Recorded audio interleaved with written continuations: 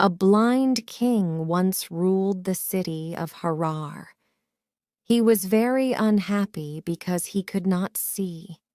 He called many doctors from different countries, but none of them could help him. One day, a fortune teller came to Harar. The king called him to the palace. "Tell me," he said, "will I always be blind? Or will my sight come back to me? Can anyone help me?" "Yes," said the fortune teller. "One person can help you. You have a son, a good wise prince. Send your son to the sea. There he must find the king of the seas, the great whale. He must catch the whale and bring him to you. Then your sight will come back to you and you will see." The king was very happy. He called for the prince and said, "Take 2 soldiers with you, my son, and go to the sea. Catch the whale, the king of the seas, and bring him to me.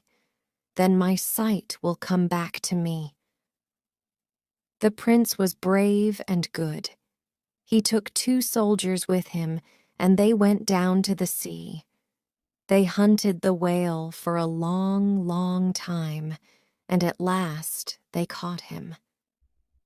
Now the whale was very big, and from his head to his tail he was covered with gold. He lay in the prince's net and looked at him. "Why did you catch me, prince?" he said. "I will take you to my father," said the prince. "He is blind. Only you can help him to see." "I can't help your father," said the whale. "And if you take me out of the water, I will die." "Is that true? Can't you help my father?" asked the prince. "No," said the whale. "And if I take you out of the water, you will die. Is that really true?" asked the prince. "Yes," said the whale. "Then I will let you go," said the prince. "Thank you, oh thank you," said the whale. "You have saved my life, and now I want to help you. One day you will need me. Come down to the edge of the sea and call to me, then I will help you." The prince and the soldiers left the sea and went back to the king's palace. "Well, my son," said the king, "did you find the whale?" "Yes, father," said the prince. "And did you catch him?" asked the king. "No, father," said the prince. "The whale is the king of the seas. He is too strong for me. I could not catch him."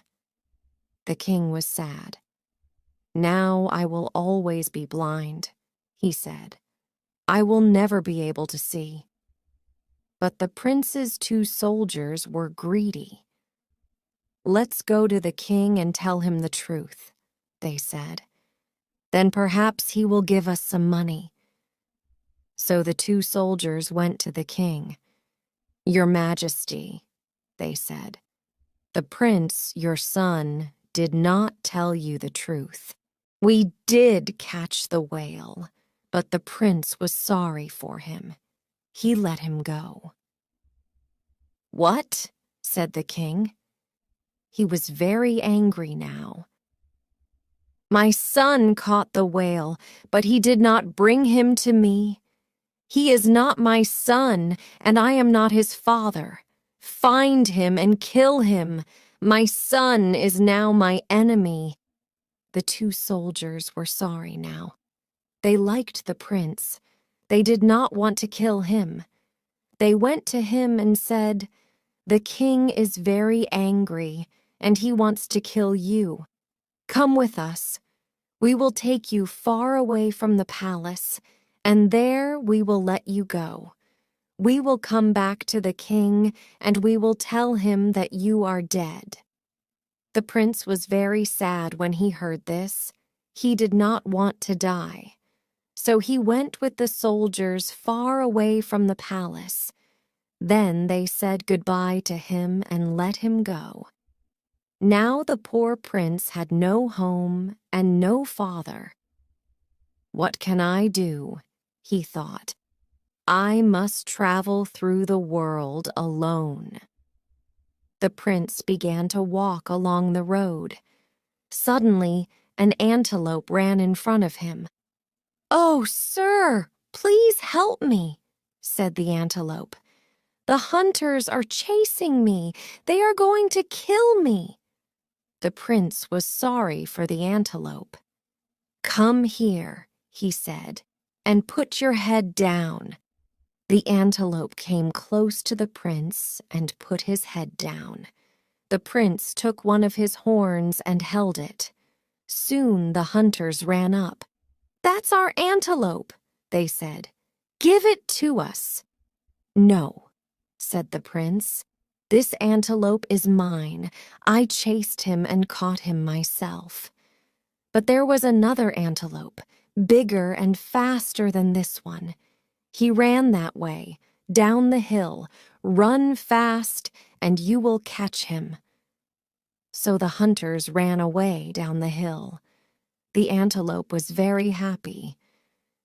"You saved my life," he said, "and one day I will save yours. When you need me, call me, and I will come and help you." "I will remember that," said the prince, and he went on down the road. Suddenly, a little mouse ran across the path in front of him. "Oh, please, sir," said the mouse. "Some boys are chasing me. They want to catch me and kill me. Please save me." At once, the prince took off his cloak and threw it over the mouse. Then he sat down beside it. Soon, the boys arrived. "What are you doing?" the prince asked them. "We're hunting a mouse," answered the boys. "Have you seen it?" "Yes," said the prince. "I saw a mouse. It ran into a hole in the ground. You will never find it now." The boys went away, and the prince picked his cloak up off the ground. The little mouse thanked him again and again. "You saved me," she said. "You saved my life. I am very grateful. One day you will need me. Call to me then, and I will help you." The prince smiled. "How can a little animal like a mouse help a man like me?"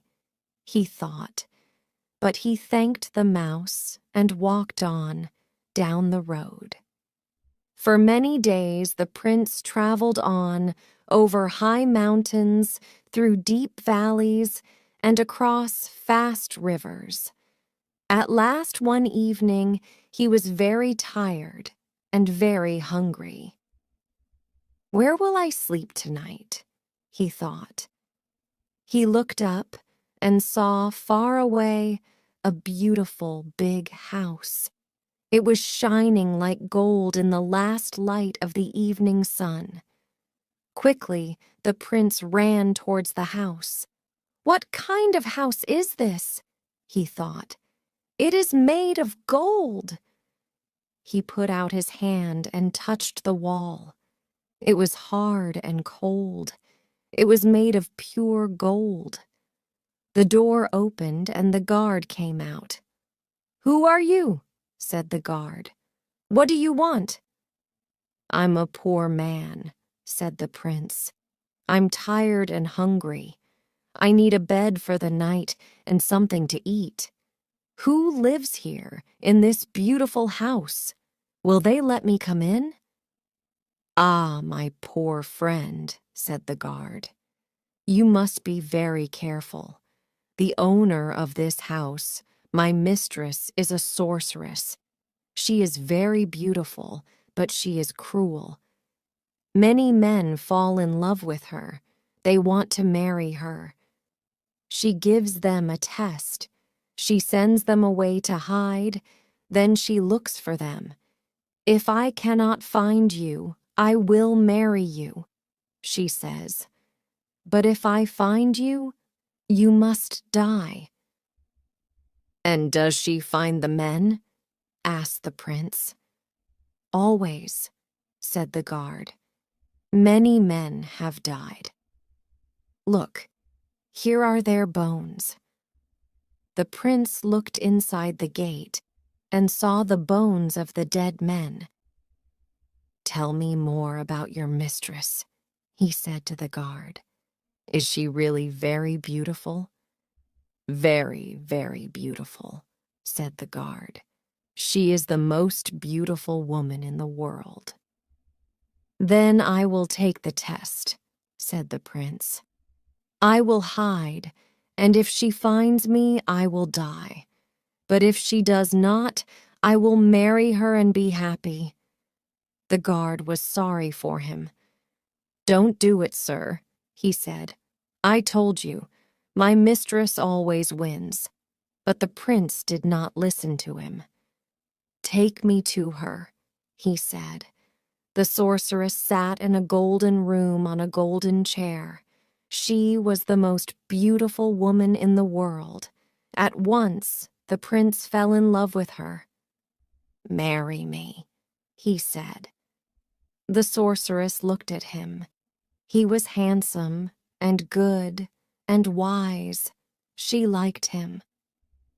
I want to marry you, she said, but first you must break my evil magic. Hide yourself. Come back after 4 days. If I cannot find you, I will marry you. But if I find you, you must die. The prince agreed. You will not find me, he said. The next morning, very early, the prince left the golden house and went down to the sea. He stood at the edge of the water and called to the king of the seas. At once the whale came. The sorceress wants to kill me, said the prince. Hide me, or I will die. The whale opened his great mouth, and the prince jumped into it. The whale swallowed him, and the prince went down into the whale's stomach. For 3 days and nights, the sorceress hunted for the prince. She ran through the mountains. She searched the valleys.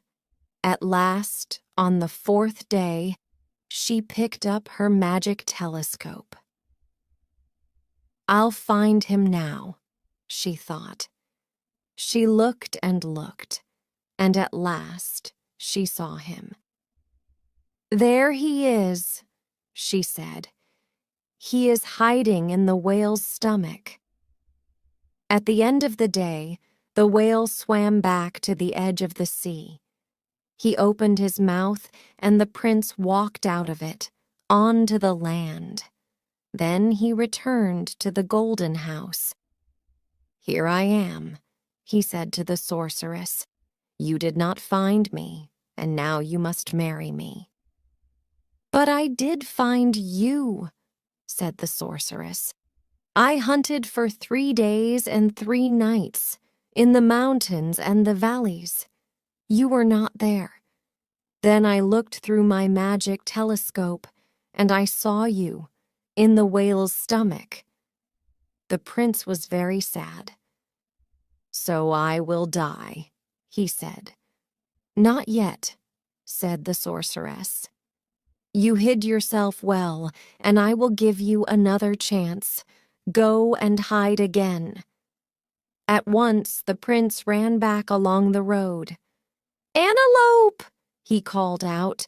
Where are you? Come to me. I need you now. The antelope heard him. He ran quickly to the prince. Please hide me, the prince said to him, or the sorceress will kill me. The antelope took the prince into the high mountains, and he hid him in a cave. She will never find me here, thought the prince. For 3 days and nights, the sorceress hunted for the prince. She ran through the deserts. She searched the forests. At last, on the 4th day, she picked up her magic telescope. "There he is," she said, "in the antelope's cave." At the end of the day, the prince came out of the cave and returned to the golden house. "Here I am," he said to the sorceress. "Where was I? Did you find me? If not, you must marry me." "Yes, I did find you," said the sorceress. "I hunted for 3 days and 3 nights in the deserts and the forests. You were not there. Then I looked through my magic telescope and I saw you in the antelope's cave." The prince was very sad.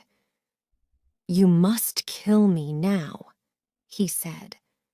The sorceress looked at the prince. He was very handsome. "I will not kill you yet," she said. "Your hiding place was a good one. You nearly won. I will give you one more chance. Go and hide again." The prince hurried away from the golden house. "Mouse!" he called out. "Where are you? Come and help me." The mouse heard him. She ran quickly to the prince. "You must hide me," said the prince, "or the sorceress will kill me." So the mouse took the prince to a great hole in the ground. The prince followed her for a long way, down into the earth. At last, they came to the palace of the king of the jinns. "Hide here under the king's throne," said the mouse. So the prince hid under the throne of the king of the jinns. He stayed there for 3 days and 3 nights. The sorceress hunted for the prince through the whole world, in the seas and the islands, the forests, the deserts, the mountains, and the valleys. She looked through her magic telescope again and again, but she couldn't find him anywhere. At the end of the 4th day, the mouse came back to the prince. She took him out of the palace of the jinns. The prince followed her up through the earth and out into the world. Then he returned to the golden house. The sorceress was waiting for him. "I hunted everywhere for you," she said, "in the forests and deserts, the mountains, the valleys, the sea and the islands, and I could not find you. Now my evil magic is broken, and I will marry you." So the prince married the sorceress. She never used her evil magic again, and they lived happily in the golden house for many, many years.